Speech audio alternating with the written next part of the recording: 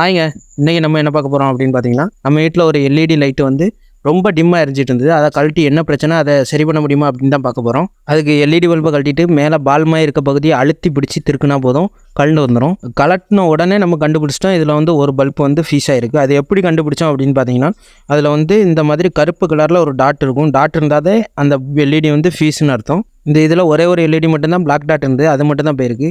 அதை நம்ம என்ன பண்ணலான்னா ரீப்ளேஸ் பண்ணணும். இல்லாட்டி அதை எடுத்துகிட்டு சீரிஸ் கனெக்ஷனில் தான் எல்லா லைட்டும் கனெக்ட் பண்ணியிருப்பாங்க. அதை வந்து ஷார்ட் பண்ணி விட்டாலே எல்லா லைட்டும் எரிய ஆரம்பிச்சிடும். நமக்கு ரீப்ளேஸ் பண்ணோன்னா நமக்கு அதுக்கான சால்டிங் மிஷின் வேணும். இதை ரிமூவ் பண்ணி எடுத்துகிட்டு அதுக்கு பதில் ஷார்ட் பண்ணி விட்டுலாம். இந்த எல்இடி பல்பில் வரக்கூடிய ரெண்டே ப்ராப்ளம் என்னென்னா, ஒன்று வந்து எல்இடி போயிருக்கும், அப்படி இல்லைன்னா உள்ள சர்க்யூட் போய் சப்ளை கரெக்டாக வராமல் இருக்கும். இந்த ரெண்டு பிரச்சனைனால தான் எல்இடி லைட் எரியாமல் இருக்கும். எல்இடிக்கு இடையில சால்டிங் பேஸ்ட் வச்சு சால்டர் பண்ணி ஷார்ட் பண்ணிடுவோம். ஷார்ட் பண்ண பிறகு அதை மொத்தமாக க்ளோஸ் பண்ணி இதை நம்ம ஹோல்டரில் மாட்டி செக் பண்ணி பார்ப்போம். ஹோல்டரில் மாட்டியாச்சு. இப்போ சுவிட்ச் போட்டு பார்ப்போம். சுவிட்ச் போட்டு அழகாக எரியுதுங்க.